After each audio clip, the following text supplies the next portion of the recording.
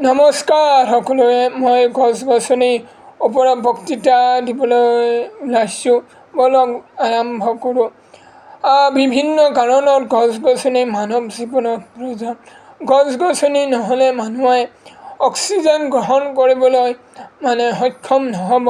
আৰু বিভিন্ন আমাৰ দৃষ্টিগোচৰ হয় যে বিভিন্ন কাৰণত গছ গছনিবিলাক ধ্বংস কৰি পেলাই, কাটি পেলাই, তাৰ ফলস্বৰূপে কিন্তু মানুহৰ ক্ষতি হয়, ছাঁ নাপায়। তাৰপিছত তাৰ পৰা কেতিয়াবা দৰকাৰী গছবিলাকে ফল মূল দিয়ে, ফল মূলো নাপায়। বৰ্তমান সময়ছোৱাত গৰমত থাকিব নোৱাৰা